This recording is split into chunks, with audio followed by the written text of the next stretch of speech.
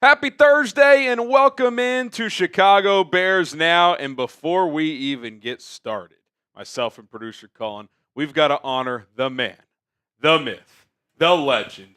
He sent in $300 before the stream even started. His name is Michael Horowitz. Boom! Boom! Boom! A triple boom from Michael Horowitz. He says, who is ready for a new era of Chicago Bears football?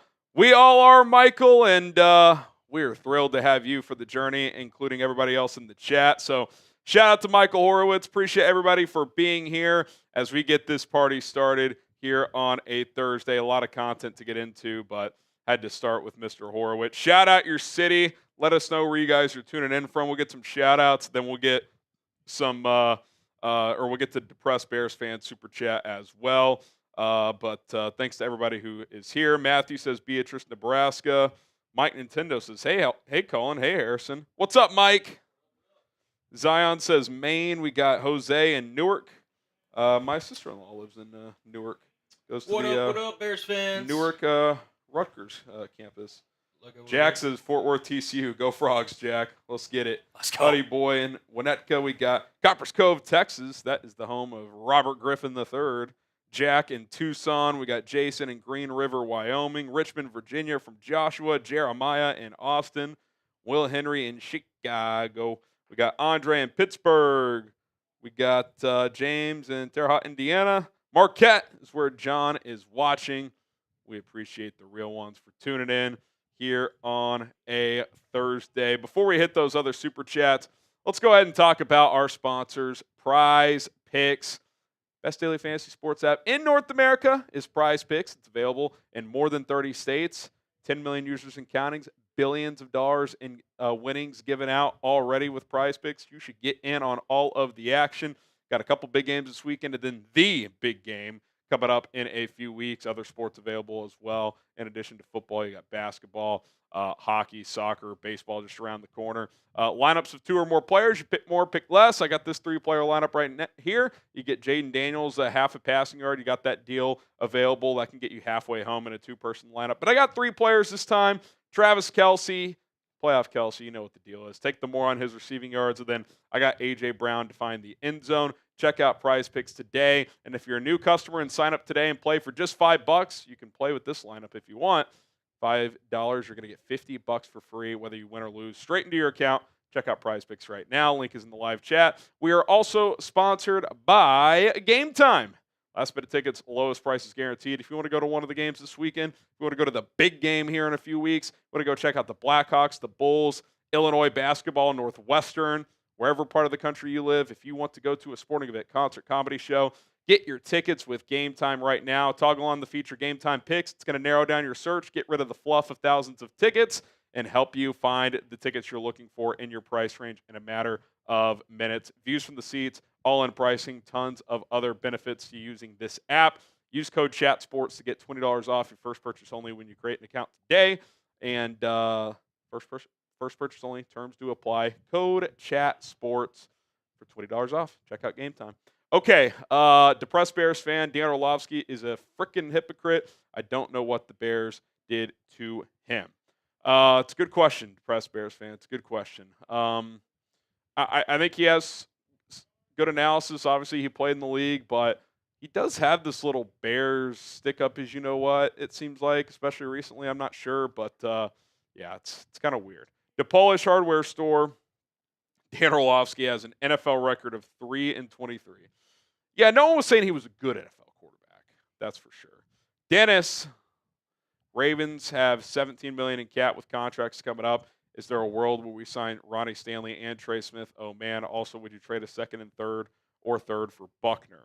I mean, I don't know if you could get Ronnie Stanley, Trey Smith, and trade for DeForest Buckner. That's going to be 3 big contracts, but could you get one of those 3, 2 of those 3? Certainly possible. I'll tell you what, Colin, that would be a statement if you signed Ronnie Stanley and Trey Smith. I mean, between those 2 guys, that'd probably be about $40 million a year. Yeah, and I mean, it would show a clear, investment and clear focus on improving this offensive line, which obviously Ben Johnson addressed, as you mentioned. And no, yeah, I think it would be a tremendous switch around from what the Bears had. Be this tough to season. get both of those guys. It would be. It would be, but not impossible. And again, if the Bears really committed to it, especially with Braxton Jones' injury, hey, I mean, you never know. I'm fascinated to see how Ben Johnson views Braxton Jones, because I do think there's a world where they could be assessing this roster and being like, look, replacing 4 starters on the offensive line in one offseason might be a tall task.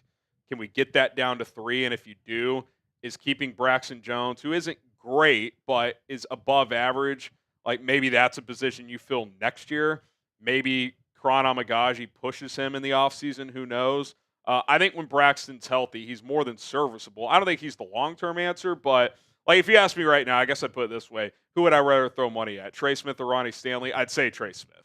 He's younger. I think the interior is a bigger need, so I would go in that direction. But if you told me right now they're signing Ronnie Stanley, I certainly would not have a problem with it. When he's healthy, he's one of the better left tackles in football. So it'll all depend what Ben Johnson's vision is, I would imagine.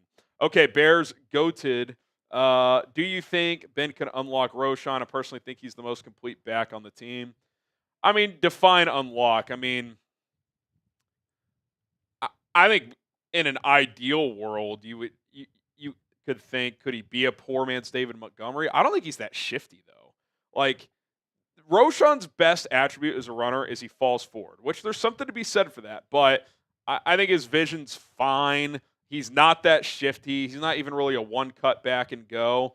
I would like to upgrade there. Like, to me, I would invest in a running back, probably in the draft in the middle rounds, as early as the 2nd and, no later than the 4th, probably somewhere in that range. And I would pair that player with DeAndre Swift, and I'd have Roschon be my, 3rd back. Because Ben Johnson's going to run the football a lot, so I think there's a role for a 3rd running back to get a few snaps, but he's had multiple concussions, Cullen. He averaged 2.7 yards per carry this year. I know a lot of his touches are on the goal line, but he's just not that dynamic. No. And that's not his game, but you're telling me that could be a lead back on a team? I haven't seen that through 2 seasons. No. And to be honest, even when he kind of took over Khalil Herbert's role, it's kind of like the 2nd RB to DeAndre Swift. Herbert's clearly a better pure runner. Yes. Now, Roschon can do some of the dirty work, other things, but yeah. I mean, he's clearly a guy that, like you said, he's a bowling ball that leans forward, can kind of, again, if you give him short yardage carries, I don't mind that. And especially in situational, I wouldn't even really like to give him more than 5-6 carries a game. I think his role, if he wants to stay in the NFL, is just to be a committee back that, again, short yardage, goal line, that could really work. And special teams value. Yeah, special teams value maybe. I mean, he just doesn't have the raw athleticism, burst, and just overall explosiveness that you need if you want him to be the quote-unquote David Montgomery to DeAndre Swift's. I watched Monty run, and he's clearly not a burner or anything, but he's just so shifty. Roschon is powerful like Montgomery, but he's not shifty. Montgomery's got a little shake and bake in his game. I think Roschon, I think he's okay at everything. He's a pretty good physical runner, but he doesn't really have much shiftiness. He can catch the ball fine, but he's not going to run wheel routes out of the backfield. He can pass protect a little bit, but this isn't prime Zeke Elliott. He could do a little bit of everything, but he's not really great at anything. And there's value in that as a utility back, but I don't think he's even part of a 1-2 punch, ideally. I think he's a 3rd back that does some of the grunt work for you. And, if there's an injury over the course of the season, he has to take RB2 duties, that's fine. But over 17-game season, I think you can do better than a Roschon DeAndre combo. I just do. Emiliano Brito, I was right about Ben the Pen Johnson. You were. Now I'm telling y'all, Trey Smith will be a Bear. My sources are better than that fraud Sears Tower. Sears had a roller coaster offseason. He had some hits. He had some misses. The Sears kept swinging, though, so I respect it. I respect the Twitter with sources game. Zane Gray, why do you always refer to the big game in ads? DM me, Zane Gray. DM me, Zane Gray, at HGram NFL. Kyle, how do you feel about drafting Caleb Johnson? It's funny you say that. We do have a mock draft coming up today. I do take a running back in this draft. Maybe it's Caleb Johnson. Maybe it's not. I'll say this. He's one of about 8 running backs, Colin, through rounds 2 through 4 that I think are really good. Yeah, I think he's, for me, I mean, oh, baby, we're booming today.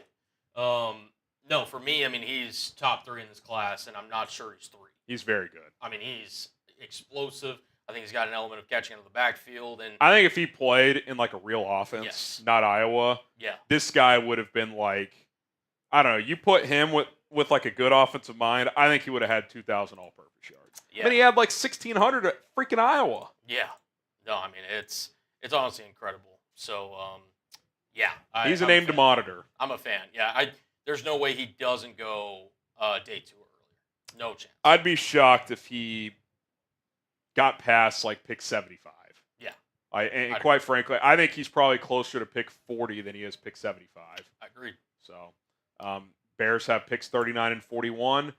I could see a world where he goes with one of those picks, or maybe in a trade down scenario to like the 50s. I could see that.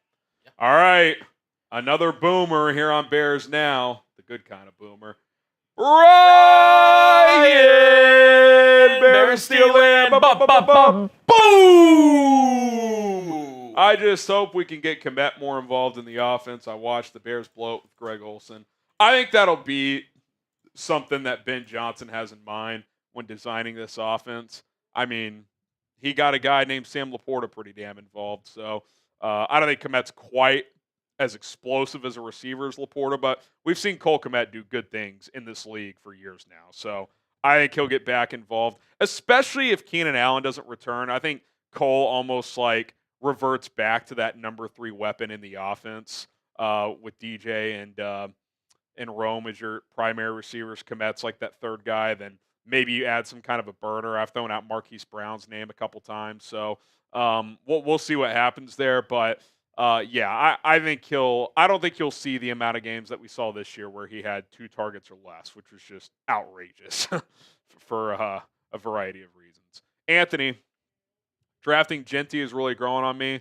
Got to see what happens in free agency right first. I'm not there yet. Not even because I don't like Genty. I just, the 10th pick, now if you told me they added a couple of offensive line starters in the first round, traded back from 10 and got them later in the first round, that's different. But I just think there's so many good backs they're going to be able to get with 39, 41, or even that 72 pick where I don't know. I'll say this, Colin. If they take Genty there, that feels like a Ben Johnson pick where he's like, this guy's going to be my Jahmyr Gibbs. I think so. From that lens, I'm like, okay, you could talk me into it, but I think you'd have to have a pretty strong free agency in terms of building that offensive line before I can get there where I don't want to take him. I mean, again, Jahmyr Gibbs himself at the time, he was drafted a little higher than people expected when he was with the Detroit Lions. He went, 12? Didn't they trade down to 12? So, I mean, is it out of the possibility that maybe Ben Johnson says, hey, we can go get this generational guy and, that's his star back? I mean, it's possible. And again, the picture that he took with Caleb Williams, this stuff's only just going to keep ramping up, I feel like.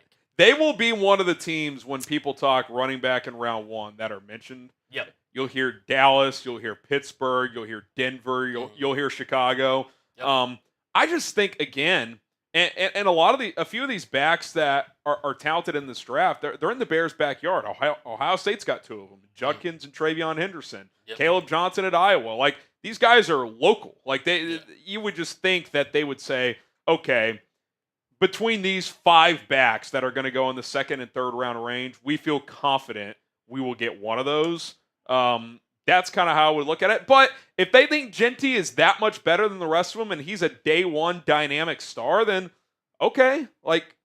They got criticized for Jahmyr Gibbs. I don't think anyone's criticizing it now. So let's wait and see. I'm open-minded to it, but if you ask me right now, would I do that? I would say no. I would have to wait and see what free agency looks like first. 100%. And I think, just to give people an idea, I firmly believe there will be at least one day 1 starter in the league that's a running back drafted in day 3 of the NFL draft. Yeah, there will be. Like an Ollie Gordon or something like that. Someone's going to slip. RJ Harvey or dude, he's a stud. I think RJ Harvey, after the combine, will be getting the Hampton, Caleb Johnson buzz like that these guys are getting. He went to UCF, so be like, okay. Imagine if both Penn State, Katron Allen and Singleton came out as well. I think that's why they went back. I think they were like, NIL money, this draft is loaded, let's just go back. Yeah. Those two might be the top 2 running backs next year. Who knows? Yeah, no question. Dennis, appreciate all the super chats, everyone. He has a 5 here. Having Ben can attract more free agents. Could have 80-ish million in cap. Stanley and Smith, definite possibility. Trey, Darnell were teammates before as well. Yeah, when I said it's unlikely, I just meant typically you won't see a team, even if they have the cap space, sign the 2 best players at one position group in the same offseason, right? Like, that's pretty rare. I can't think of an offseason. I guess the Rams last year kind of did it at guard with Jackson and who's the other one? Dotson. Yep. But, I don't think that's that common. Again, I'm not against it. Like, if you told me, especially like if you went more longer term with Trey Smith, and then maybe Stanley is like a 2 or 3 year deal. He's a little older. He's had some injuries. Like, I'm not against it at all. I'm just saying if I were a betting man, I don't think they would get both. Like, I think they would identify one of these guys that they're going to try and take a big swing at, and then maybe they get into that like tier 2 of offensive linemen, like a Drew Dalman at center, who's not going to cost $20 million a year, a Ryan Kelly at center, something like that. Yeah. So, no, I would agree, and I think you nailed it, Harry. I think Trey Smith should be the Bears' #1 free agency target, just with the issues they've had on the interior of the offensive line. But there's going to be starters, very capable starters that once you get through the first day, 2 or 3 days of free agency, that you're like, okay, you're not maybe like the first choice at whatever position they are, but they could start on your team that the Bears could target depending on the other holes on the team. That honestly, Tevin Jenkins might be that. Like, he might be a guy on day 2 or 3 who was hoping to get a big contract that's not there, and you circle back and get him on like a 1 or 2 somewhat team-friendly deal to plug in one of your guard spots. So I don't think that's completely off the table. Would I bet on it? Probably not, but we'll have to wait and see. Kit Stanford, FGB new era coming. The North is on notice. Yeah, got to prove it. Got to prove it. It's fun. It's exciting right now, but it does feel different. But I'm not trying to kill optimism. Like, I'm optimistic, but we do have to see it. We got to see action. It starts with building out the rest of the staff, then attacking free agency and draft with moves that make sense. So let's let them prove it to us. Yeah, I mean, Ben Johnson's great, and it's very confident in the hire. Doesn't mean Super Bowl or nothing's guaranteed. Nothing's guaranteed, and I mean, you still have to build your team March, April, and obviously through training camp and all that. So a long way to go. Long way to go. Just some guy with Ben saying he to be a power run team. Who do you think he gets do you think he gets a fullback? Detroit didn't really use a fullback. What they would do, though, Colin, is they would use a 6th offensive lineman fairly frequently. Like Dan Skipper, who's a free agent, would not shock me at all if they signed that guy. Plug and play. Obviously, Johnson said he's going to rebuild the offense from the ground with Caleb and this team in mind. But like from a terminology standpoint, you would think that'd be pretty easy for a guy like Skipper to pick up and be that 6th offensive lineman, swing tackle guy that can help in those power run formations. Doesn't mean they won't get a fullback. I think so. More so, what you're going to see though, just some guy is, and what you saw in Detroit is tight ends who can block and the utilization of extra offensive linemen in jumbo formations. That's kind of the way he did it. So that is something I would expect the Bears to do here as well. King of Space, Bears should draft Quinshon Judkins. Yeah, I like Judkins. He's in that grouping. I don't like him quite as much as a Marion Hampton, Caleb Johnson. I probably like R.J. Harvey a little better as well, but Judkins and Travion Henderson are studs. It's going to be interesting to see what the pecking order of these backs are. Like, it'll come down to the combine. The combine, I think we do. I think sometimes we overvalue the combine, but I think with this position this year, the way these guys run and do the short area quickness drills, and some of the weightlifting stuff, like the power they show, I think that's going to play dividends. A good example of that is like, how does Scattaboo run? Like, he's like everybody's darling right now, but if he runs a 4.75, I'm about to say, like, I still think he'll be a good pro, But is that going to be a dominant NFL running back? That's a bit of a tough sell.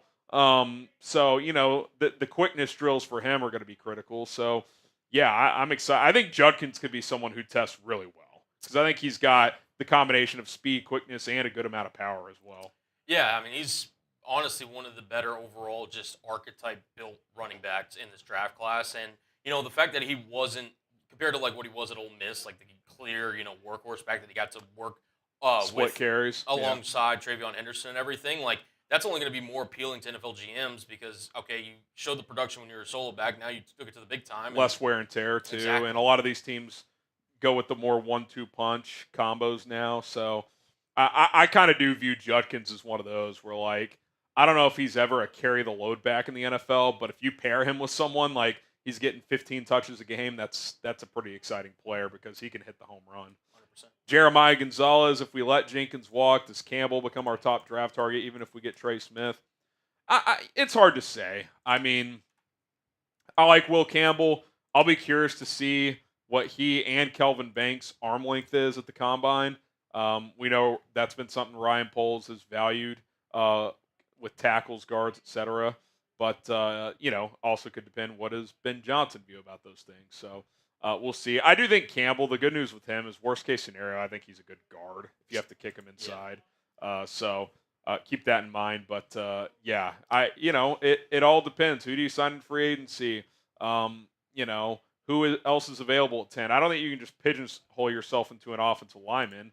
What if Abdul Carter slides down to you? Like that's a player I'd probably draft over Will Campbell. So it all just depends on the scenarios.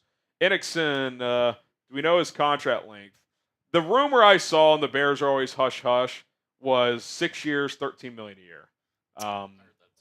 So $78 million. I mean, that's big time money for a first time head coach. And by the way, I heard the Raiders offered 15 a year. So even more fuel to the fire of like he chose Chicago. He wanted the Bears. He wanted this job. So that's exciting. The top guy on the market chose your team over the other teams. So yeah, I mean it's huge. And look, I mean, you said it best that after the report that came out, he said, "Hey, I want this job," and they made it happen. Again, sometimes even the most easiest, obvious decisions, because the Bears could have screwed it up even with him saying, and they didn't. It was just one of the many reasons, other than I just think he was the best option, was, hey, just do the obvious thing, and if it doesn't work out, you can say you did the obvious thing, right? Like if in 4 years this didn't pan out and you have to get a new coach, like I'm not going to look back and be like, that was stupid. Now, there might be things we criticize along the way that we couldn't see coming, but like I don't think there's really much to criticize about who they ended up with here.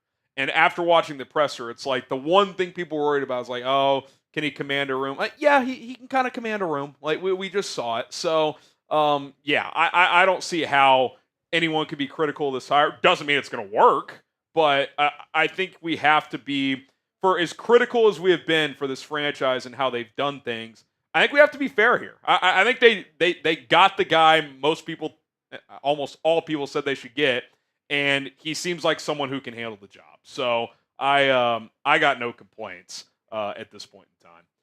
First time super chatter from Marcus. Shout out to Marcus. He says Roshan and Komet super underutilized. Please fix it.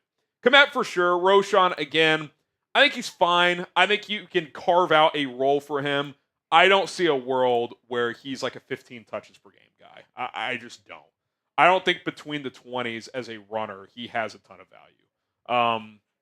Goal line, short yardage, third and longs, you need him to protect and be a guy to dump the ball off to. Like, sure, like those, he can do all those things, but I just don't see the dynamic ability. I just don't. So I think he's fine. Like I'd rather have him than Travis Homer as my third back.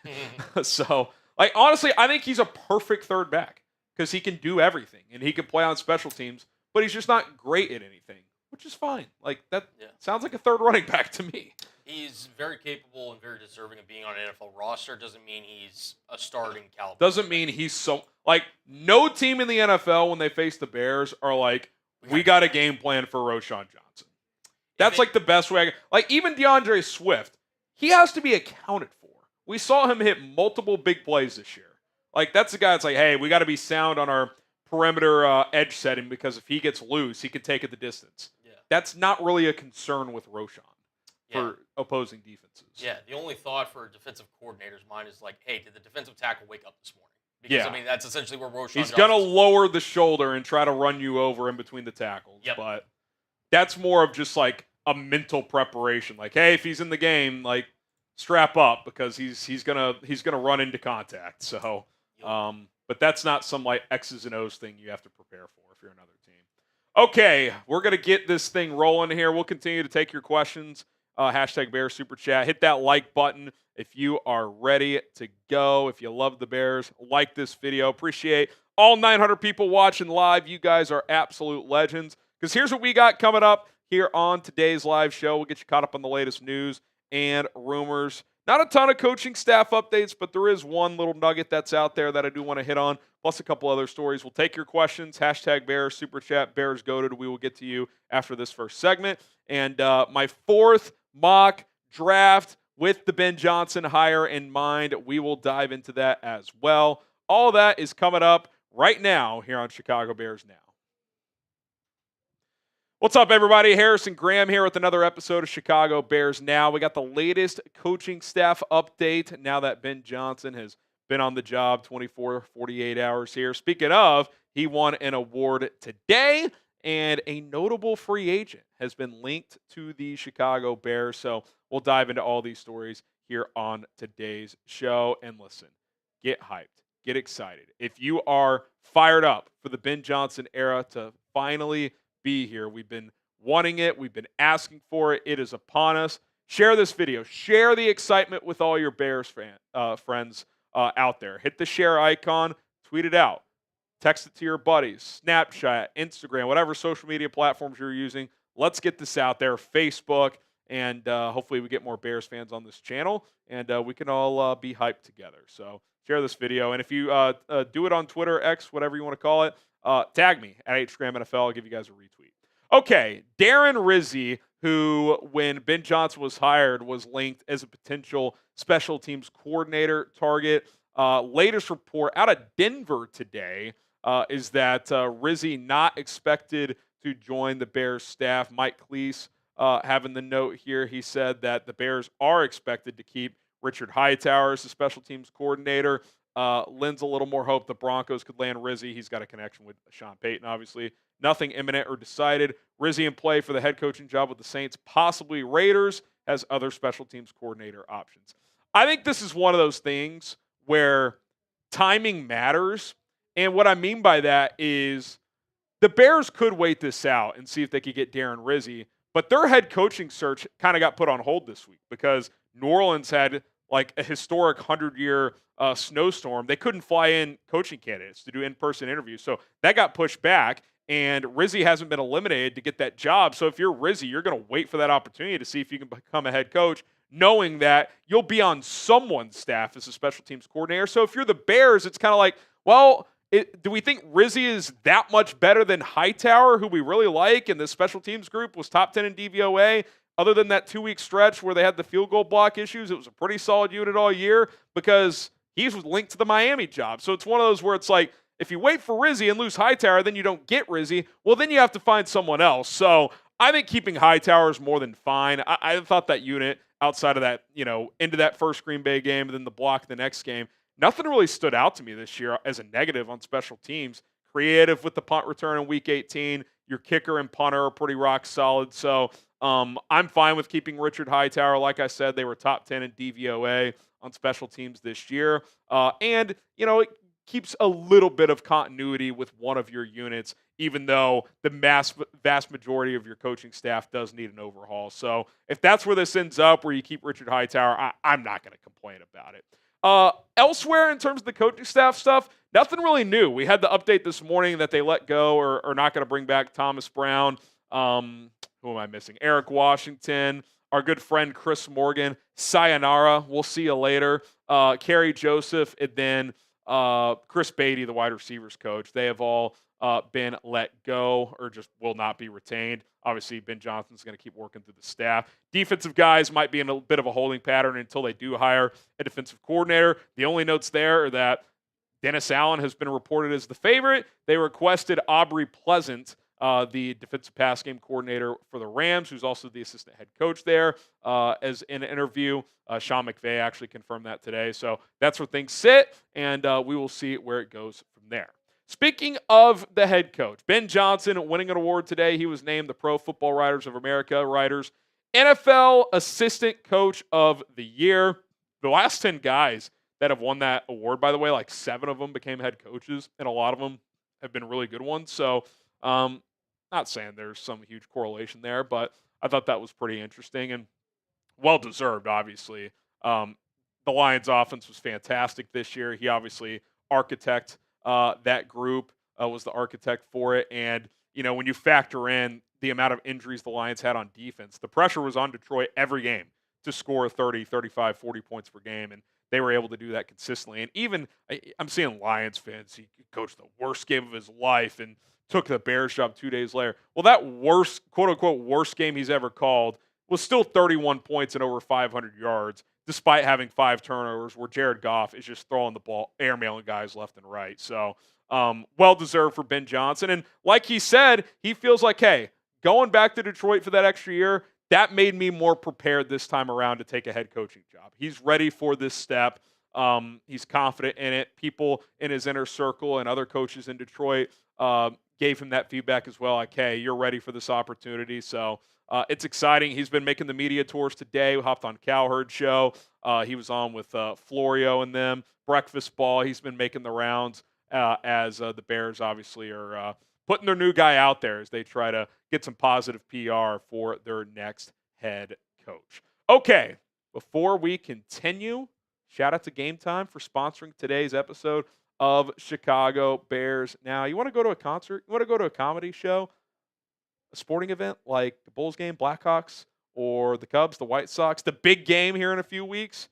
Got a couple big games this weekend as well. Get your tickets with Game Time right now. Lots of awesome features within the Game Time app, including Game Time Picks. If you look at that left photo on your screen right now, Game Time Picks and all-in pricing is toggled on with that white bubble near the top. What that's going to do is narrow down your search, get rid of the fluff of thousands of tickets when you're looking at a venue map, and the all-in pricing is going to factor in all fees and et cetera. That way, when you get to checkout, you're not just surprised, whoa, where did all this extra money I'm paying for? You want to know in real time how much these tickets are. So you'll be able to find your tickets quickly and know exactly how much you're paying for based on your budget. Really saves you a lot of time. Not all ticketing apps do that. So pretty cool feature there. You can get views from the seats. That way you know exactly what you're looking at. You can get event cancellation policy. Lots of awesome features within the Game Time app. I've been using it for a couple years. Got my dad some playoff tickets last year. Used it for the first time myself for the national championship game a few years ago. On the day of the game, in the bus heading to the stadium, I got my tickets, got them in plenty of time, walked into the stadium, saw my Horned Frogs lose by like 50 points. So that was fun. All right, in all seriousness, download the Game Time app today. Use promo code ChatSports to get $20 off your first purchase. Only terms do apply. What time is it? It is game time. Okay, let's get to the interesting part of the show, shall we? Drew Dalman, and we're going to start to work in some more free agency talk as this coaching staff gets put together. I'll have a free agent targets video potentially tomorrow for sure, by late next week at the latest. PFF has started to kind of ramp up their free agency coverage, and they linked Dalman to Chicago. They predicted that the Bears would sign the Falcons free agent center, who I think is 26, 27 years old. You look at his past 2 years and his PFF grades here, pretty well, right? I mean, his overall has been, right around 80 if you average the 2 years. Was much better this year in pass block. Always has been a good run blocker. The pass blocking is an area he's improved at. Not great there, but he's serviceable as a pass blocker. Still only given up 2 sacks in each of the last 2 years. Doesn't have a ton of penalties either.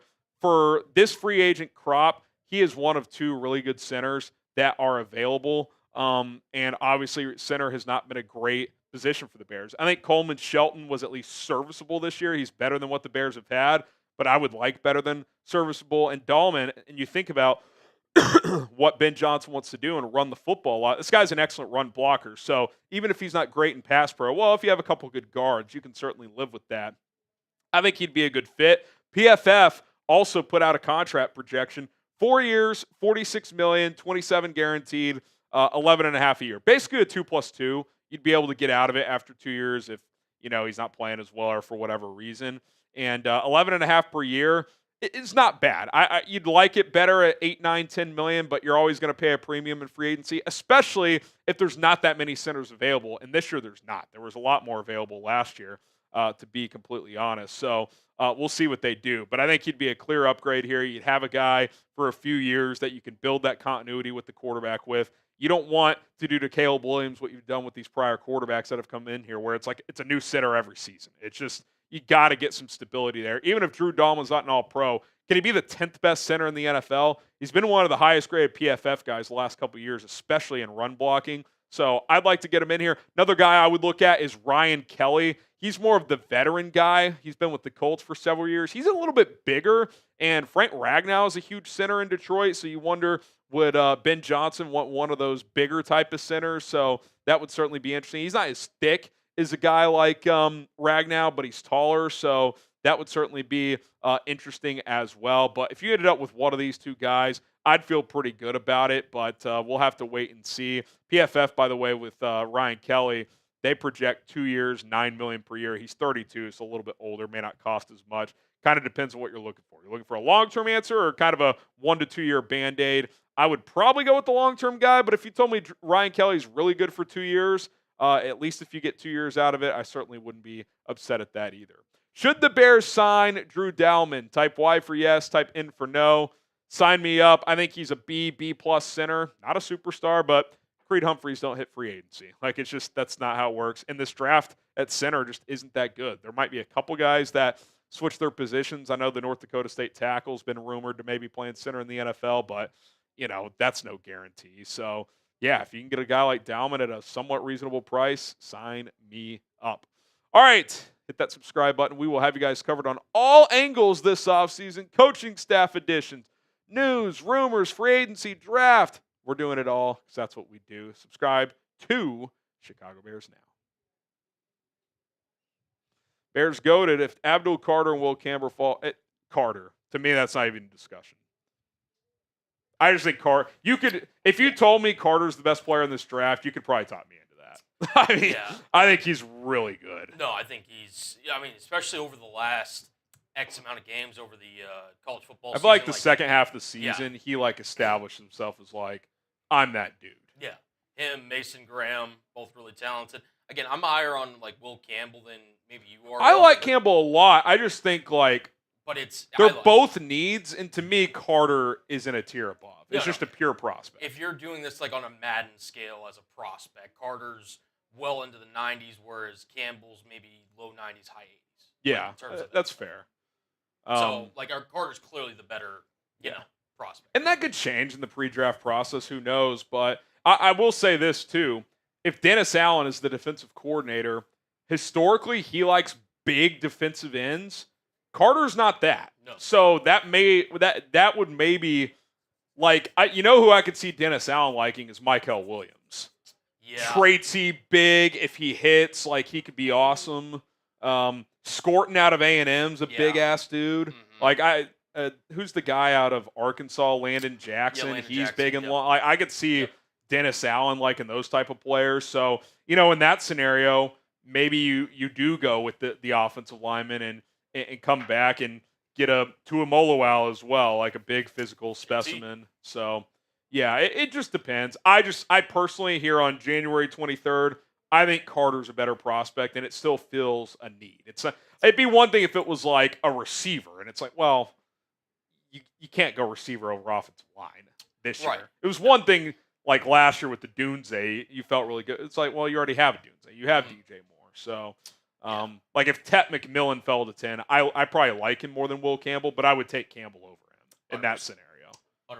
And I think if you were to tell me, like you said, Harry, if Abdul Carter was number one, just draft prospect on your board again, I like Travis Hunter, Mason Graham, Carter's in that discussion.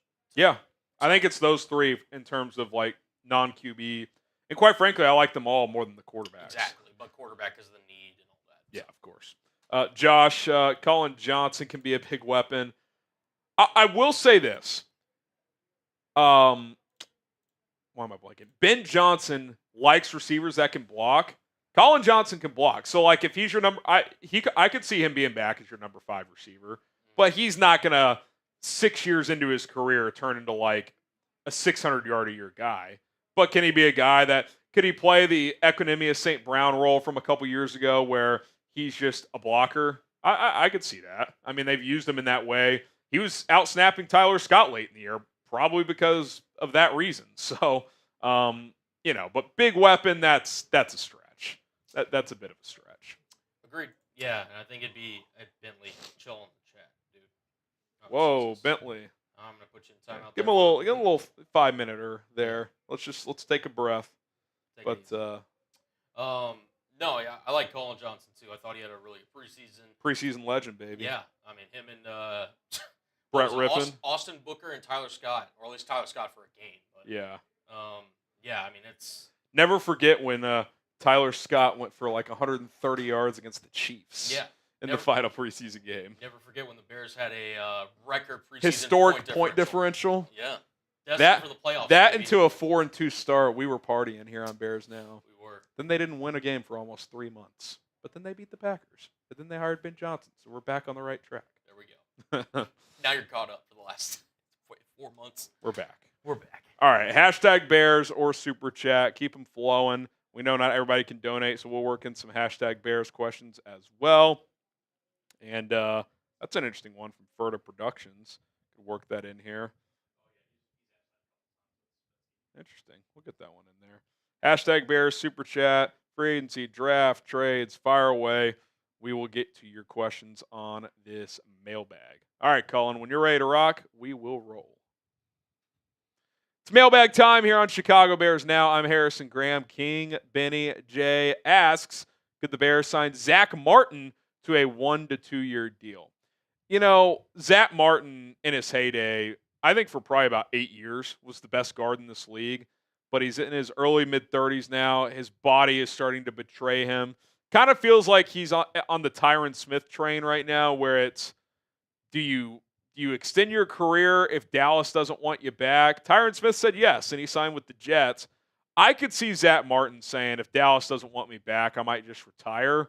But if you told me he wanted to sign a 1 or 2 year deal at a reasonable price to come play guard and be a mentor in that offensive line room, he's still a well above average player. I wouldn't say no. It would depend on money, and obviously you'd have to feel good about his medical status because he ended last year on IR.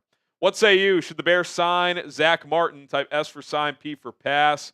I don't know, 1 year, $8 million, incentives up to 10, something like that. I mean, if you told me that's what it was looking like, you could talk me into it. S for sign or P for pass.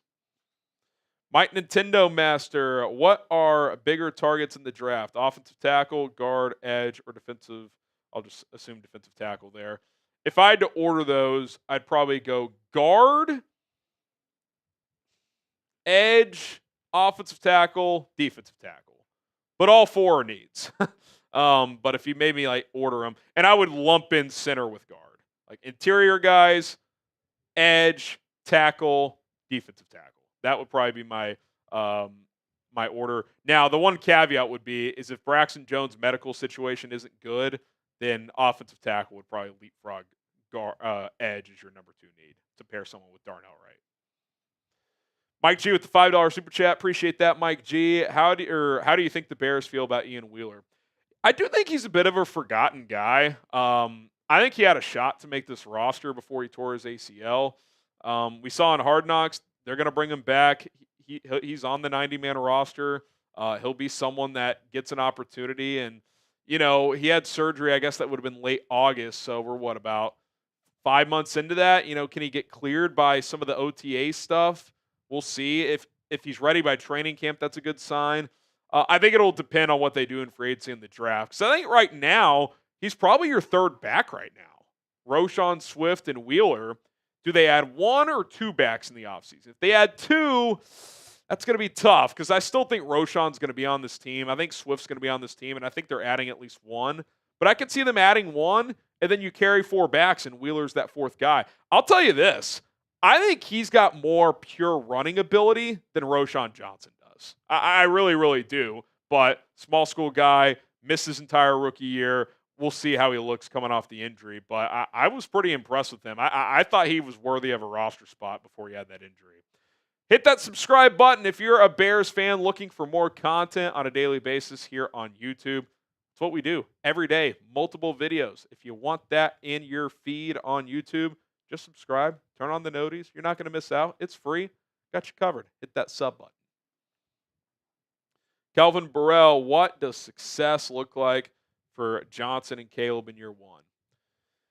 I think that's hard to measure out. I think success looks like by the end of next season, you're just feeling a lot better than you did after this year, right? I think Caleb did some good things as a rookie, but it wasn't really linear. It was just a lot of just ooh. There was no momentum throughout the season. There was some good, there was some bad, there was some ugly, there was some good again, then there was some bad again. I think from week 1 to 18, if you feel like lots of growth was made, I think that's what success looks like as far as wins and losses and stats and all this stuff. We'll guesstimate all that as the offseason goes, but I just think growth with those two together, the offense, it's one of those things when you'll know it when you see it, right? This year, if being objective, it was all over the place. Sometimes it looked awesome. Sometimes it looked terrible. Sometimes it was chaotic. Sometimes it was he had no chance in that play. Other times it was, what are you doing? We saw it all, which that's standard for a lot of rookie quarterbacks. Minimizing the variance, I think that would be a positive next season. Xavier Soup, do you guys think Tutu Atwell is a good wide receiver 3 option? I think he fits in perfectly with DJ and Roman as a burner. What is your thoughts? I think he's a low-end 3, but I will say this. If you're thinking your offense is going to be DJ, Rome, Kmet as your receiving options, and you just don't want to spend a bunch of money for your other receivers, I think Tutu on a $3 million deal to just come in and be a burner, I don't hate it at all. Now, if you think he's going to be Jameson Williams, he's not, but he had over 500 yards this year. He stepped up and had some big games when the Rams had injuries at receiver. So I've always liked Tutu Atwell. He's got limitations given his size, but it's a low-end 3 that has some big play potential. You can do a lot worse, especially if you're just prioritizing your money with different personnel. I certainly could see that being a possibility. More questions to be answered here, but I do want to tell you guys about our sponsor first. That is Prize Picks. Daily fantasy made easy at prizepicks.com/CLNS. Use the code CLNS to get a $50 bonus when you play your first lineup for just $5.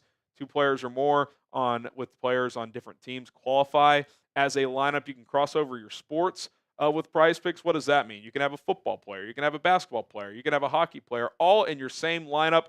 New lineups every single day. I've been doing these season-long fantasy leagues forever, and I'm kind of tired of them. I like change. I like trying out different players, different lineups, different kind of setups, different lengths of teams, 2-player lineups some days all the way up to 6. And that's what Prize Picks offers. It's different every single day. The problem with season-long fantasy, if you have a bunch of injuries, you're just kind of screwed. Well, in Prize Picks, you can have a new lineup tomorrow. That's what's awesome. This is a 3-player lineup I've got this weekend. They have a deal on Jaden Daniels, half a passing yard. You take the more on that. Travis Kelce, we know what he's about in the playoffs. He'll take the more on his receiving yards. And A.J. Brown, little demon pick to find the end zone, which is a little tougher to hit, but I think Washington's going to make Jalen Hurts throw the ball a lot. So I like that one. 5 to win just more than $50, but you can win up to 1,000 times your money on certain lineups right now. Prize Picks does it all. Get signed up today. PrizePicks.com/CLNS. Code CLNS. $50 bonus when you play for just $5. Ferta Productions. How about Brian Hartline on staff? He's been rumored forever. Is he going to be a college head coach? Is he going to jump to the NFL? Is he a future play caller? And he's kind of just been loyal to Ohio State where he played his college ball. He's considered one of the best recruiters in the country. I imagine they're paying him pretty well, which is why he stayed there. Would he want to jump to the NFL, be a receivers coach? Does he have a connection to Ben Johnson? I don't have the answers to those questions, but I know he's well respected at the college level. And I'll tell you this, Google Ohio State receivers in the NFL the past decade since Brian Hartline's been there. There's about 50 of them. So you could certainly, he seems to know what he's doing. Some of that is just he gets them on campus and recruits, but I would have to think he's just a good coach as well. So yeah, I mean that's an intriguing name for sure. V, first time, super appreciate it. How do we feel about our running back room draft Genty? Yeah, there's going to be a lot of Genty talk, a lot of running back talk. At this point in late January, I would not go Genty. I'm looking at day 2 for a running back. There's a lot of good backs in that day 2 range that I think the Bears can get. They got those 3 picks. I would go for if a Marion Hampton slips a little bit, if you get a Caleb Johnson, a Quinshon Judkins, Travion Henderson, even a Devin Neal out of Kansas. There's a lot of good ones in this draft. Ollie Gordon a little bit later, R.J. Harvey. So I do think you need to add a piece, no doubt. Like, I think that's a must. I don't think you have to take Ashton Genty in the first round, though. I don't. Who's going to win the Super Bowl? Championship weekend here? Chiefs, Bills, Eagles, Commanders? Who you got winning it all? KC for the Chiefs, BUF for Buffalo, PHI for the Philadelphia Eagles, or WAS for the Cinderella Washington Commanders? Ryan, do you think Jaden Daniels and CJ Stroud will change how the league views success for rookie QBs? Will that become the norm? I mean, it's hard to say, right? I mean, CJ Stroud in year 2, I thought took a step back. Now he, still won a playoff game, did some good things. Wasn't a bad year, but it's hard to say. I do think that you're seeing the smart offensive minds at the NFL level help younger quarterbacks quicker, make things easier, give them solutions. Kind of the opposite of Shane Waldron, who tried to do a complex timing system for Caleb Williams, who probably wasn't quite ready for that. So I still think what's been true has always been true and will always be true. Situation at that position matters a ton. Now, some guys were just never going to be good. I think Trubisky's a good example of that. People tell me all the time, Mitch got screwed. Not saying he was coached well, but if he was so awesome, he wouldn't be considered a bad backup now. He's not even one of the better backups. But yeah, I think Caleb, had some talent around him this year, but clearly did not have good coaching. Jaden had great coaching and good, but not great talent, honestly. Jaden deserves a lot of credit. You could argue it's the best rookie season ever. So I still think it's situation, Ryan, but it does seem like these guys come in ready to go more so than they did 10, 15 years ago. Edward, Scattaboo in round 2 and cut Johnson. I'm not on the cut Roschon train. I think as your third back, that's a good role for him. He can give you some short yardage carries. He can catch the football. He can play on special teams. Scattaboo, I like him. I feel like he's at the media darling right now. I want someone who's more dynamic. His toughness, his physicality, I think some of that will translate. But is he running over middle linebackers in the NFL? Right? I need a little more juice. Now, maybe he'll surprise me and he'll test better than expected at the combine, but I kind of think he's going to run like a 4.75, and that's not great. But I don't think the 40-yard dash matters a ton in the NFL, but I would like someone who can run away from people a little bit. Even David Montgomery, he's shifty. He has some long touchdown runs and runs in general on his resume. He ran like a 4.66. I don't know if Scattaboo is ripping 50-yarders in the NFL. So, yeah, I want to keep Johnson, but I also want to upgrade. And I do think Scattaboo's better than Johnson. I want to make that clear. But I would go in a different direction, at least in round 2. If you told me Scattaboo round 3, round 4, sure. Second round, right now that feels a little too high for me. Okay, appreciate all the questions. Got a bunch of good ones. If we missed your question, ask away on social media at HGramNFL, Twitter, and Instagram. We will get you answered over there. My name is Harrison Graham. Bear down. Connor, first timer. Cheers. Salute, salute. He also then followed up with a super chat saying this. EQ asked Amon Ra on the St. Browns podcast to give him Ben Johnson's number and implied he wants to come back. Would you be interested in him? We should have done this in the mailbag. Yeah, it wasn't. It's all good, Con. I did see this. I was going to talk about this on a show and I kind of forgot. I kind of view him. I'll say this. One thing he's got going for him and that Ben Johnson likes, kind of like the Colin Johnson thing, good blocker. So, like, again, I think he's a perfect, like, wide receiver 5 or 6, last wide receiver on the team. You're not going to throw the ball to him hardly at all. He might have, like, 10 catches in a season, but he'll block his ass off. And Ben Johnson, everybody thinks he's just this, like, finesse, trick play. And, look, he certainly does that. He wants to run the ball. He wants to be physical. Go watch the Detroit Lions offense. Like, there's a reason they drafted Jahmyr Gibbs to pair with David Montgomery. It wasn't to replace Demo. They wanted a 1-2 punch to be physical running the football. So, EQ's an excellent run blocker.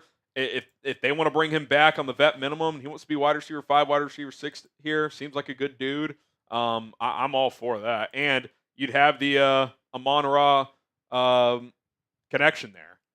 2 connections. He's played for the Bears before. He's Amon-Ra's brother who absolutely loves Ben Johnson, so that would not surprise me in the slightest.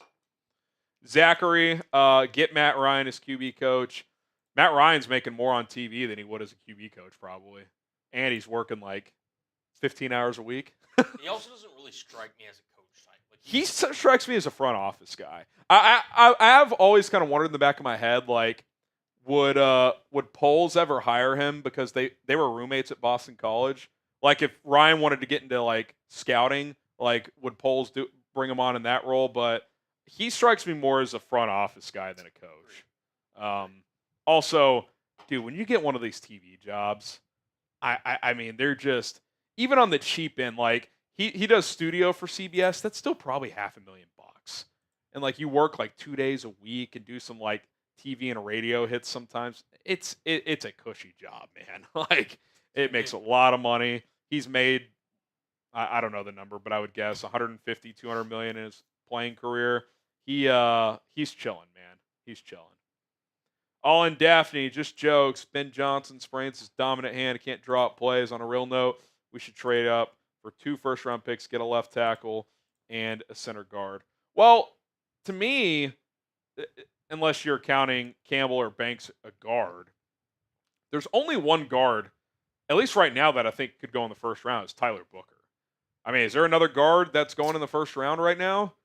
I mean, I know people like Tate Ratledge out of Georgia, but I that don't think feels him as high. Yeah, I'm not taking. I don't think he's athletic enough. No, but yeah, I mean that's like the first. I mean Campbell and Banks, some view as guys that could play guard in the NFL. Right. But there's that North Dakota State guy that's getting buzzed. I think that's more like second round. Yeah. I don't think there's any like pure guard outside of Booker that's like locked in. Go first. I actually like the idea of trading back because I feel like the second and third round, that's the value in this draft. Because like the difference between pick like 30 and 70 just isn't that great. Something just happened. Liam Cohen has been speaking with the Jaguars. A turn of events. So that he's meeting with the Jaguars. So he literally told them one day after agreeing to stay in Tampa. So he literally fire Balky and I'll come back. That is hilarious. Good move by Jacksonville. I mean, honestly, that's a decent recovery. That's insane. Liam Cohen's a Jaguar. Yeah, key candidate to land the Jaguars head coaching job after agreeing to a massive extension with the Bucs. So this, I mean, Tampa's got to be just beside themselves. But yeah, good on Jacksonville. You finally. That's a decent recovery, man. This thing was falling off the rails. Yeah. Yeah. Sucks for Baker Mayfield. He'll have third straight year with a different coordinator. He's got Mike Evans and Chris Godwin. I think he'll be all right. Plus freaking. Well, Godwin's a free agent. I'll be curious to see what happens there. It's true. What do you think he gets? PFF says 20 a year. Coming off an injury, dude, that seems. I don't know. That's a little steep. He was playing out of his mind though. He was, and Godwin and maybe I could see it on like short term. Like, didn't Evans get 2 for 40? I could see like the same contract. Yeah, I could see that. To be honest, like I forget who I was talking to, ironically, about these 2 receivers. Give me Mike Evans over Chris Godwin, even though Godwin's productive to run the slot or whatever. Oh, I'd rather have Evans. So Evans can change more games for sure. Agreed. TJ, who do you got in Sunday's games? I keep going back and forth on the NFC. If Hurts can't move, like that feels like a problem, dude. If Saquon's not getting loose, Is he just going to sit in the pocket and throw for 3 bills? I don't. I'll say this. The Commanders lost Samuel Cosme. For That the is season. massive. It's massive. That Eagles defensive line. Like that. And they're not going to have to blitz either to get pressure. 4 up front. It's going to be a Super Bowl 57 rematch. You heard it here first. Chiefs Eagles, yeah. Chiefs Eagles. Like that's what's going to happen. I think you're probably right, but and the Cosme thing is big. I could see that NFC game being like 20-17, just like this ugly, like Hurts can't move, so they're just stacking the box on Saquon. Jaden's under duress, and like he's finally looking like a rookie. I'll say this: I love an underplay in that game. Look, I'm going to be honest. I feel more strongly that the Chiefs-Bills game is going to be close than I do the Command. I think this is the game where the Commanders finally kind of realize run who out they of are, magic. fall back down to earth a little bit. I think the Eagles they are clearly built. If you take quarterback out of it, yeah, they are so much better across the board. 100%. Like they really 100%. are. By the way, is Jaden Daniels, as we're talking about it right now, the best quarterback in the NFC? I'd still probably take Stafford. Which, again, fair. And again, but I would. It's a discussion. It is. Top 7, top 8 quarterback, Jaden Daniels. He is. Now, we did this last year with Stroud. Like, there was, MVP talk. Yep. And we anointed. There was, real people that he's an undoubted top 5 guy coming into the season. So I do think there has to be some level of, okay, at this exact moment, he's playing like a top whatever number. But I do think when we talk about these tiers and these lists, there's got to be some level of, okay, have you done it for X amount of time? I'm still taking Herbert over Jaden Daniels. Oh, yeah. If you're asking me to bet on a player for my franchise tomorrow, yeah, Herbert's the more proven commodity. But through one season, he's been phenomenal. Yeah, 100%, considering Herbert's last game. I mean, he just left the sour taste in your mouth. So, again, I agree with you. I'm giving Jaden Daniels his flowers, really, to say. Oh, he deserves them. Yeah. I don't think the Commanders. I think I have more faith in the Bills as an underdog than I do as the Commanders going up against the Eagles as an underdog. You want a hot take? Go for it. Chiefs by 10. Ooh. Okay. One, I'll throw another hot take. I think the NFL is going to instruct these officials, let the boys play. I think they're hearing the noise with the Chiefs, that the Chiefs get every call. I think it's a little exaggerated, but there were definitely a couple in the last game that tilted in their favor. I think they'll let the boys play. And what just happened? Pelissero now is reporting that Cohen in Jacksonville appears to be headed towards a deal. That is electric. Sorry. Just the fact that this is all happening in the last 5 minutes. We'll see you, Balky. Oh, my God. I think I watched that Bills-Ravens game as the game went on. I'm like, Baltimore's the better Baltimore's team. better. They were the better team. They just beat themselves. How many teams in playoff history lose the turnover battle 3-0 and are even within They're a drop away from overtime, at least forcing Josh Allen to drive the length of the field. 100%. I've said this all week. If that game had a fifth quarter, I think Baltimore might have won by 10 points. As that game went on, they were clearly the stronger team, but Andrews' fumble just killed their momentum, and Lamar's early turnovers just set them behind the 8 ball. Yeah. I think that Bills defense over 60 minutes kind of gets exposed. We'll see. I think we saw it last week. Yeah, it definitely, especially that second half, obviously. And it's understandable. Remember, coming into the year, they had to get rid of all these players because of their cap situation. They've kind of overachieved, which sounds weird when you have Josh Allen. But also, here's another thing: they do not defend the middle of the field well. Mm-hmm. Travis Kelce could have a field day. Oh, him, being reborn in the playoffs was the most predictable thing ever last week. Yes. By the way, I called this in the preseason, and again, no shocker, I picked the Chiefs to win the Super Bowl, whatever. When they freaking did that behind-the-back pass in the preseason to Kelce, You're like, well, they're I tweeted it out. Go check my Twitter. I literally said, "Congrats on the Super Bowl 59 winners, the Kansas City Chiefs." It's over, folks.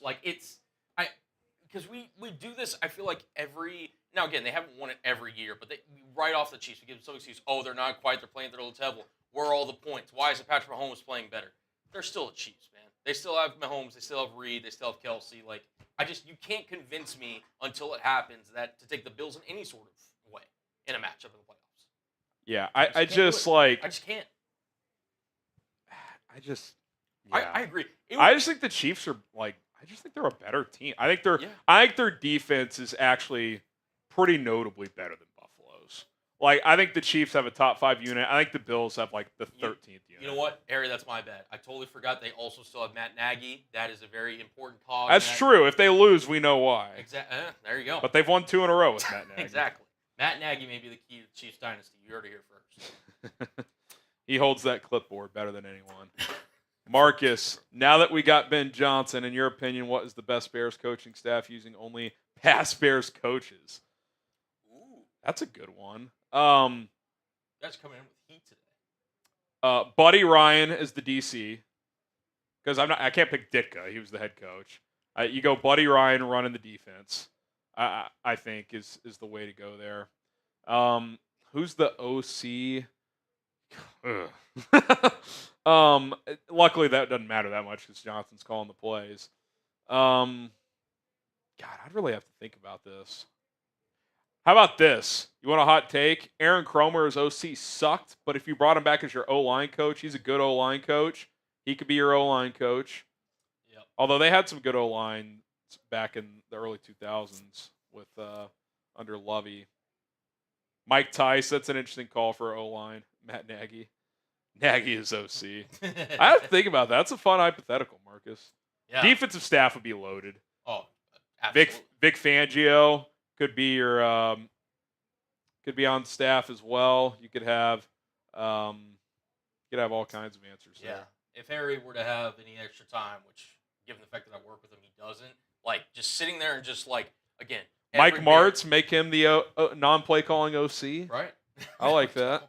Not too bad. Adam you would Gase. dream or best Bears at every position in the organization all the time. That would be really cool. Yeah. Be fun. Yeah. Refrigerator. Appreciate the 10. How could Scatterboo work in a Ben Johnson system?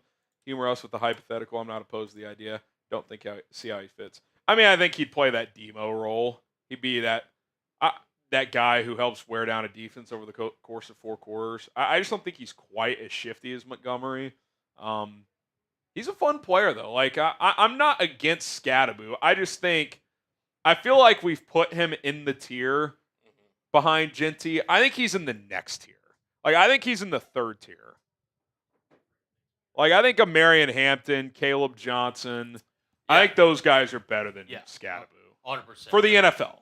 I would take, right now, and again, you can debate with this with the wall, I'd take Genty, Hampton, I'd take Caleb Johnson. I'd honestly take Travion Henderson. I still think when he's more explosive. I might take Judkins, too. Judkins. And then there's another, I think I like R.J. Harvey, but I want to see how he tests. There's a kid from Rutgers that I'm He's really pretty fan good. of. I like Devin Neal a lot out of Kansas. Yeah, that's another good one. He's good. I think he's closer to I feel like people are putting him in the mix to be the 3rd best running back in this draft. I think he's more the 7th. And it's a loaded draft. He's gonna go probably on day 2. To me, the Bears pick at 39, 41, and 72. For me, he's more in that 72 range than 40. Just placing it with where the Bears are picking. And again, he's incredibly improved as a prospect. I mean, he was undraftable a year ago. Yeah. I mean, he was playing at some college that had Sacramento in its name. Yeah. When's the last time Sacramento as a college has ever been on a national TV game? I'm still waiting. And again, he lost some weight. He committed to Dillingham. The whole thing. I missed this. Rappaport 22 minutes ago requested to interview Vikings defensive pass game coordinator and DB's coach, Durante Jones. Highly respected, yada, yada, yada. He's worked with Brian Flores, Vance Joseph, Marvin Lewis, and others. I didn't see that. So let me look at his Wikipedia. Here, I'll get to the super chat. Do you want to can you get that social built? Yep. And can we just do a 60-second thing and splice it into that first segment? Sure. We could also do it after live if that's easier. No, I mean we can do it now. I mean, would you guys be cool if Harry breaks down potential Durante Jones? Yeah, here. While you're building that, I can read these and I'll go through his Wikipedia as well. He said, Chicago Sports Podcast. Who's your ultimate Lions connection? Drop your picks for available players, coaches, or staff from Detroit's roster Thanks for inspiring small podcasts like us in the Bears community.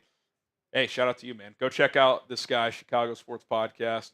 What do you mean? Who's your ultimate connection? Drop your pick. Oh, available play. So the obvious one that everyone's going to mention, including me, is Kevin Zeitler.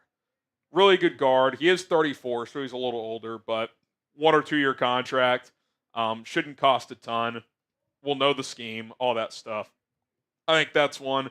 Dan Skipper, who's a good backup offensive lineman. They use him in jumbo packages. And, Khalif Raymond's been a guy that's been mentioned. He could be like your DeAndre Carter replacement if you let Carter go. Good kick returner. Could be like a number 4 receiver type. So that'd be a guy as well. So those are a few. As far as coaches, it doesn't sound like he's just going to raid Campbell's staff. He might bring 1 or 2 guys. I'd keep an eye on JT Barrett, their assistant quarterbacks coach. Maybe he comes over as the QB's coach. Kind of like the idea of that. I mean, JT Barrett, I think he's 30 years old. That's a guy that could relate to Caleb pretty well, I would think. Obviously started Ohio State as a player. That would be an upward move from assistant QBs to quarterbacks coach. You could look at a guy, would an Antoine Randall come over in a non-play calling role? I'm not sure, but that would be an interesting name as well. And as far as Durante Jones, his background here, he has been coaching since 2001, bounced around a couple colleges and high schools.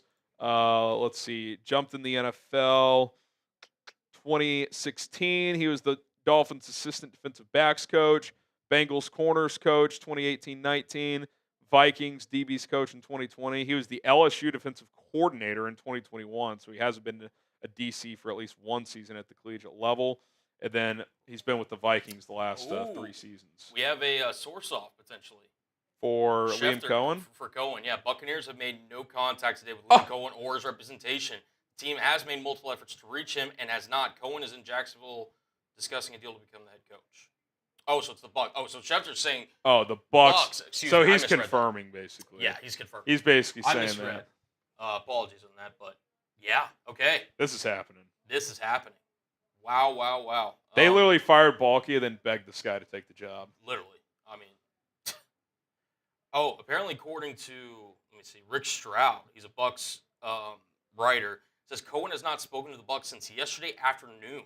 They tried to reach him and have been unable to. Instead of signing his contract, which was a formality, he secretly traveled to Jacksonville to meet with Jags owner Shad Khan. Wow. What a twist. How about this? Josina saying that Pete Carroll is growing more and more interest from the Raiders, and Steve Spagnuolo getting interest from Vegas as well. God. Yeah, Bucs agreed. Yeah, Rappaport's basically confirming. Now he's in the Jacksonville building. It sounds like they're just dotting I's, crossing T's. Yeah. All right, we're going to kind of break down this little Bears coaching nugget here, and then we will get to my mock draft, so stay tuned for that. I think Colin, just looking at the doc in terms of when to splice this in, I think probably let's do it before the actually, let's do this. Let's do it where's your cursor? So let's do it right here. And then, sorry guys, we're live producing this thing. And then let's refilm this part right now too, because what I said earlier here kind of would contradict this. So film this, go through this, and then I'll just hard pause. Does that make sense? Cool. All right. Here we go. A little coaching update for the Chicago Bears. Another coaching update coming in from Ian Rappaport. He said that the Bears requested to interview Vikings pass game coordinator, defensive backs coach Durante Jones. That would be defensive pass game coordinator, obviously, for the defensive coordinator position. Jones is a highly respected coach, having worked with defensive minds such as Brian Flores, Vance Joseph, and Marvin Lewis, along others. Just looking at his Wikipedia, kind of his background, has been coaching since the early 2000s, but he's been in the NFL since 2016 with the Dolphins for a couple years. Bengals corners coach for a couple years, was with Minnesota 2020, hopped back to college for the LSU defensive coordinator job for a year. Vikings DB's coach in 2022, and then the last 2 years, he's been elevated to their defensive pass game coordinator. So that's 2 interview requests at this point in time. Aubrey Pleasant and Durante Jones. Obviously, Dennis Allen was initially viewed as the favorite. Been a little quiet since then, so we'll see where that goes on that front. And overall, the rest of the coaching stuff is just a little quiet right now. Haven't heard much for offensive assistants at this point in time. I think Ben Johnson wants to lock down this DC position. I think that's what he's trying to do, whether it's Dennis Allen or someone else, and then ramping up the rest of this search. So we'll see where all of that goes, but we will continue to provide updates for any coaching search news that drops here on Chicago Bears Now. All right, Romy, what's the odds on the Bears drafting Ashton? 5 to 10%. I mean, but you would say that for any player right now. I think there's a chance. I think there's a scenario. I think they're a team that'll be linked to them. If I had to guess, they won't go there in round 1, but we'll see what they do in free agency. Yeah, I mean, there's a lot to like with Jennings as a prospect. You just have to also think not just, the prospect itself. It's also the value to the Bears and, how that value compares to other needs and the other factors with it. Because obviously, if you added Jennings to this roster, it'd be great. I mean, you add any best prospect at their position to a team, you're going to love it. But there's just too many other needs that the Bears have to address, whereas Genty's not going to be available rounds 2, 3, and et cetera. No doubt. Benjamin, any other intriguing defensive tackle prospects in the draft and free agency? I think Austin Booker is going to have a big second year as the other defensive end. I don't view Booker as a starter right now. I think a goal, if you're the Bears, you're hoping Booker can be a plus rotation player next year. I don't think you can enter this offseason thinking he's going to be a starter. Some defensive tackles. Walter Nolen out of Ole Miss is a guy. TJ Sanders out of South Carolina. He's someone to keep an eye on among some other players as well. There's some day 2 guys. Derek Harmon out of Oregon is a prospect that a lot of people like. So there's a good amount of defensive tackle. I was reading, I can't remember which draft analyst the other day, but he said this draft is loaded with defensive tackles. So you're going to be able to find some guys. Appreciate the super chat, Colin. You're giving me some facial expressions. So sorry, what's happening now? Nothing. No, I just was reading Rossini's tweet. I thought it said something new. Okay. Yeah, it was just again saying the Bucs have been operating as if Cohen was returned. Everyone's just shocked. I'm also just reading Ari broke it down. Josina just tweeted, "It is true. The Bucs, Liam Cohen's amplified deal with the team remains unsigned. Additionally, I'm told, quote, he went silent, close quote, as the club was trying to finalize things and get more information about his staff per league source. The wish is that Cohen would have just stayed the course, flushing things out with the Jags." Well, of course that's true, but if he wasn't comfortable with Balky, I can't really blame him. Now, I'm not saying he should have ghosted Tampa either. Like, hey, guys, they've reached back out and with Balky out, I'm gone. Yeah, exactly. So that's definitely interesting. Definitely interesting. Who's going to be the Raiders coach? Not sure, but Pete Carroll gaining steam. Yeah, we've been talking about it. Huge tinfoil hat me and Mitch were just talking about. Okay. The GM that the Raiders hired has yet to sign his deal. Spytech to Jacksonville? Oh! That would kind of... Could you imagine the meltdown on Raiders? Oh my God. It would be worse than Ben Johnson. So our Raiders producer, Jeremy Jugs, who also hosts our Texans channel, he just came in, tinfoil hat theory. Spytech, the Bucs right-hand man under Jason Light, who got hired in Vegas, has not signed his GM deal in Vegas. What if he goes to Tampa? Or to Jacksonville. I think you also do a video on that while there's a window. I told Mitch if Cohen signs tonight, he's got to do that video. Has to. Just big red bar. Oh, no! Yeah. Big red bar. Not again. Yeah. No. Cliff, Ben Johnson, just all the what ifs and the Shador. Oh, baby. Harry, we're booming again. Michael effing Horowitz. He's the man. He's the myth. The legend. His name is Michael Horowitz. Boom! Who is the front runner for the DC job? I still think it's Dennis Allen, but it is interesting now, Colin, that they have requested 2 other guys. Now, is that a due diligence? Is that a we don't want to look like we're just satisfying the Rooney Rule? You might also be playing leverage against Dennis Allen if he's asking for money. It's going to be a lot of different things. There could be a lot going on here. Yeah. This could be Ben Johnson saying, hey, it's my first time hiring coaches. I want to make sure I'm not just zeroing in on one guy. So we'll see. I would imagine this ramps up in the next few days, though. Because I'll say this, if you want Dennis Allen, you should probably jump on this soon before these other head coaching jobs fill, because I would imagine those teams would be interested in hiring Dennis Allen as their defensive coordinator. So, ooh, okay. Liam Cohen, other update, said he reached out to Bucs head coach Todd Bowles to inform him of his interest in interviewing for the Jaguars head coaching job. So this is a done deal. Yeah, it's done. It's holy crap, man. Jeez. Rare time, I kind of agree with Florio. He says that the Bucs are not victims here. They have a history of abruptly changing coaches. Remember when they kicked out Arians out of nowhere? Yeah. And it's like, I don't blame Cohen. Like, I'm not comfortable with Balky. He gets fired. They call. You interested now? Yes. Now I don't know how he's handled it behind the scenes. Like, if he's ghosted Tampa, that's not great. But he also probably didn't want to call Tampa right away and be like, I'm going to the Jags, because he may not have known if he had the job in the bag. So I'm going to give him the benefit of the doubt on this situation.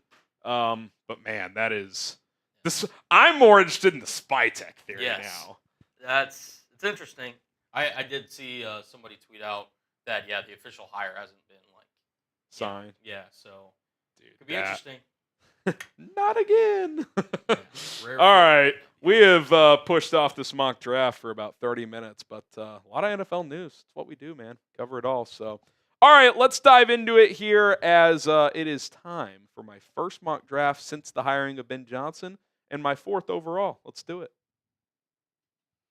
Time for another Chicago Bears Now mock draft here on Bears Now. My name is Harrison Graham. It is mock draft 4.0, but it is the first mock draft since the hiring of Ben Johnson. So we'll crank out some mocks between now and the draft. Don't think we get to 25 like we did last year, but we'll get to double digits. We'll definitely work plenty. And as of now, these are the amount of picks the Bears have. They have the number 10 pick in round 1, 2 second-round picks, 39 from Carolina, 41 is their own. They have the 72nd pick. No 4th-round pick right now. 1 5th-round pick. They have the Steelers' 6th-round pick via the Justin Fields trade.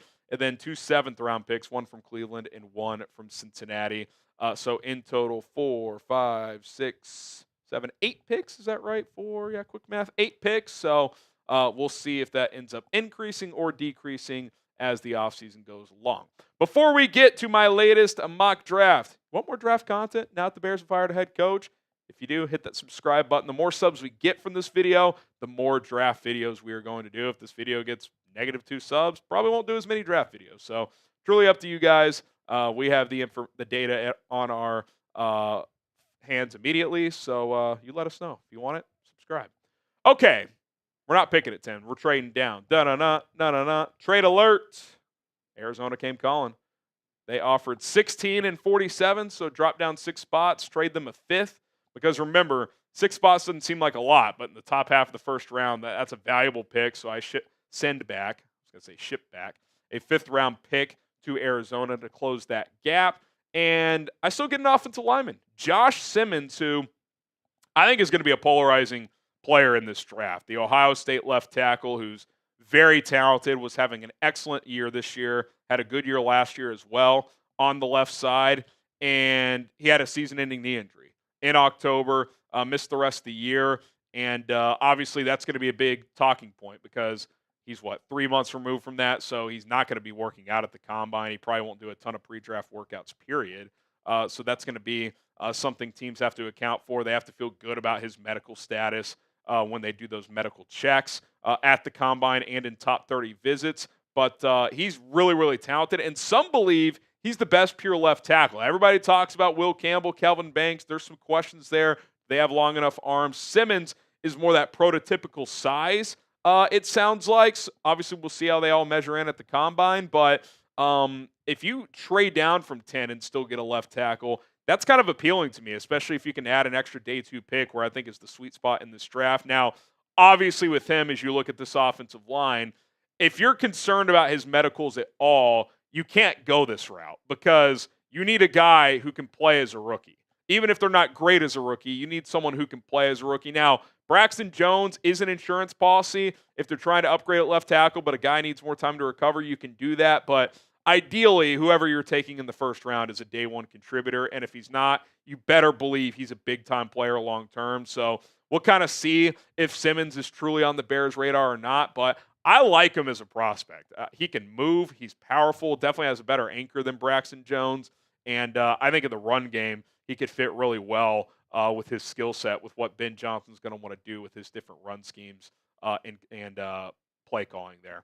Okay, what do you want the Bears to do in round 1? Who do you want them to draft? And you can also add details like trade up for this guy, trade down for that guy, or pick Ashton Genty at 10, whatever you want to do.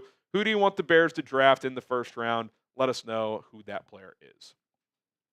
All right, round 2, pick number 39, Walter Nolen, who is kind of viewed as he could go as high as the 20s. He could fall to the 40s. So, I think at 39, the value would be very good. Obviously, these simulators are not perfect at this point in time. They'll get tightened up once the combine happens here in about 6 weeks or so, 4 or 5 weeks, I guess, actually.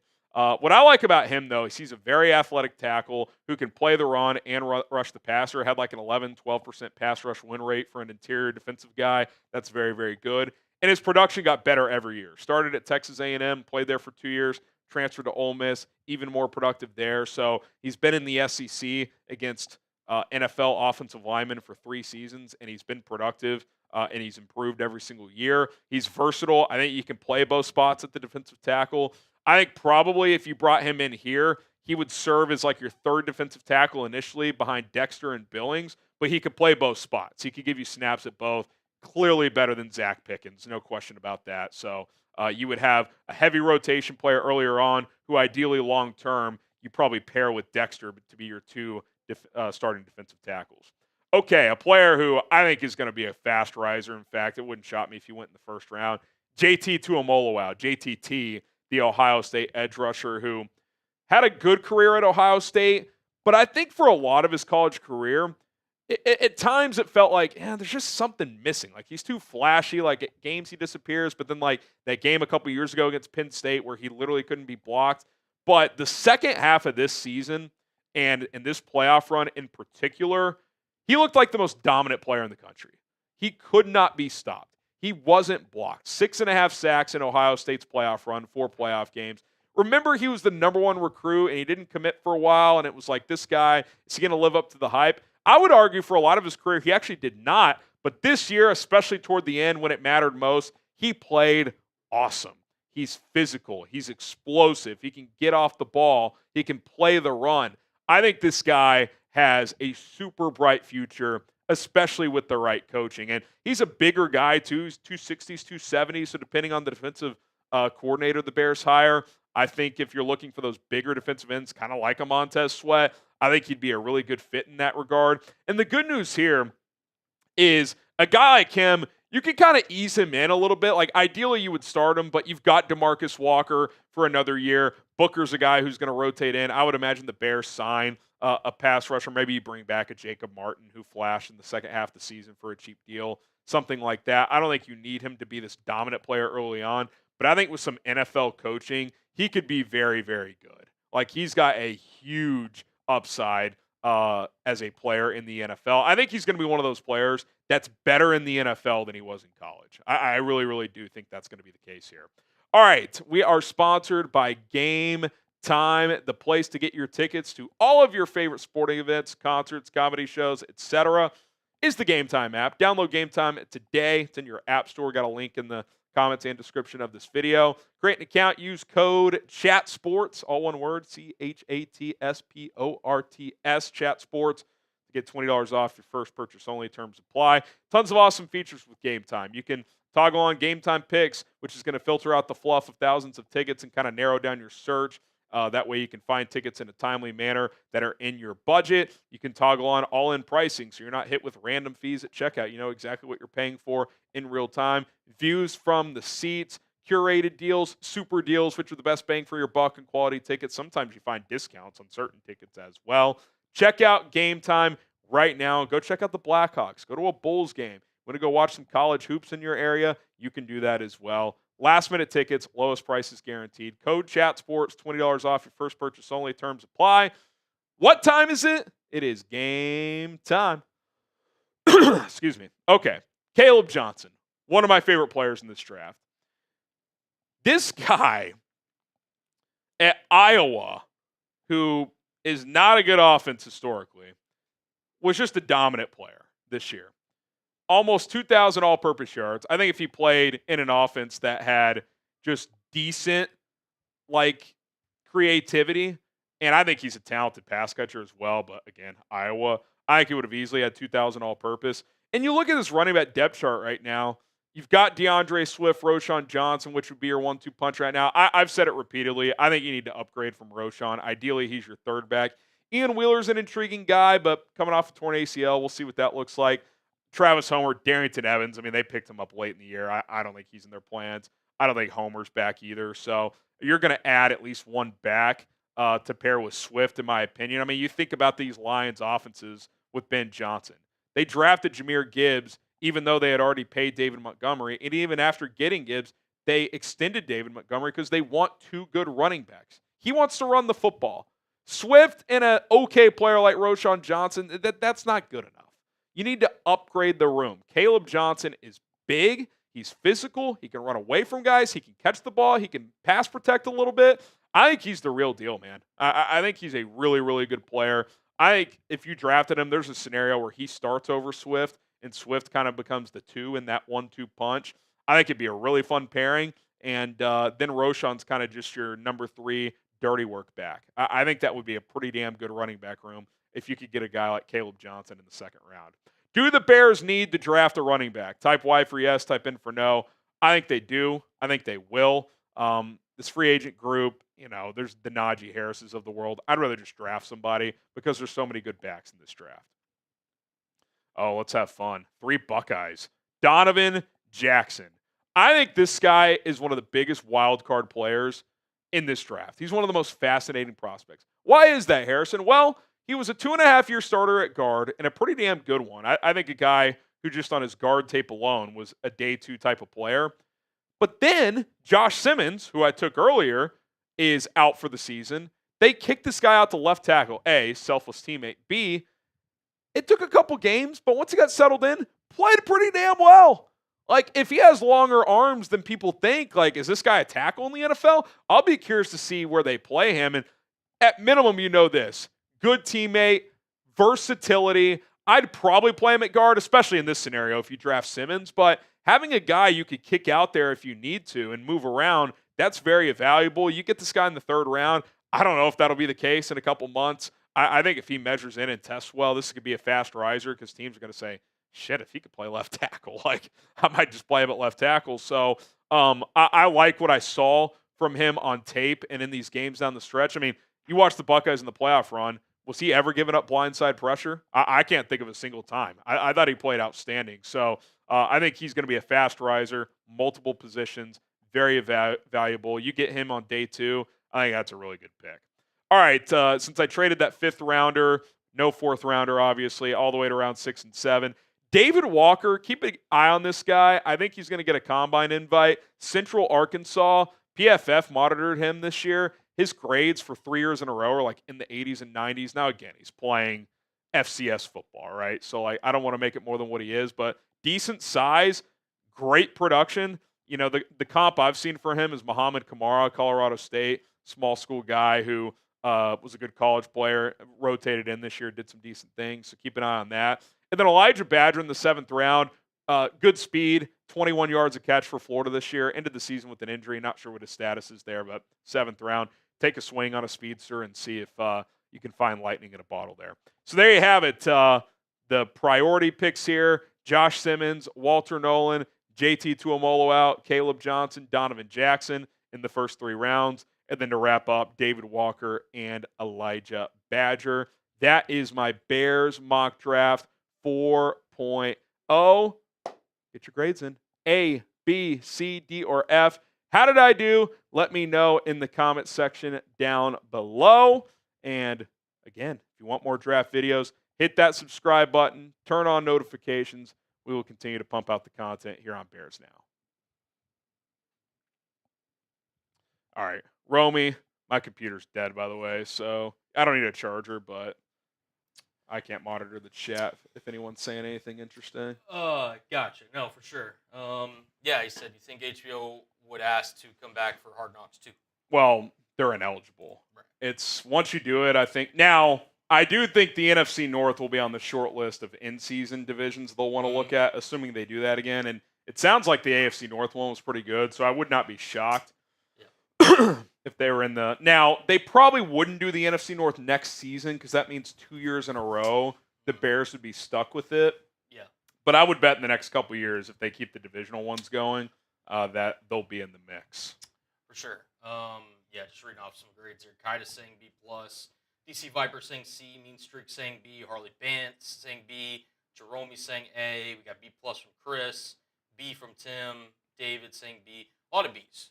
Probably B+ average for the mock draft, which I think is fair. Jordan Schultz says, while no deal is done, Cohen is absolutely the favorite in Jacksonville. Sounds like they begged him to come back into the building. Like, please. Yeah, for real. Bum Wall Street.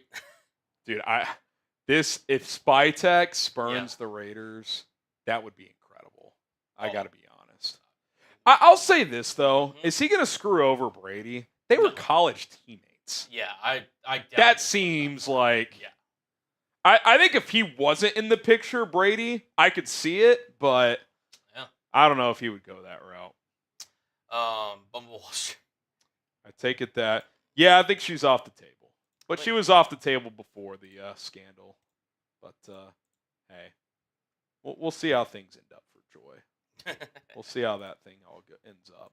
Yep. All right. Appreciate everybody tuning in. We all caught up on the super chats. We are. You guys are real ones. Shout out to Cullen for producing. I'm back in studio tomorrow, so we'll have some new content for you guys as well. So be on the lookout for that. And then our next live show should be Monday. So unless there's, if they hire a DC, maybe I'll go live. We'll see.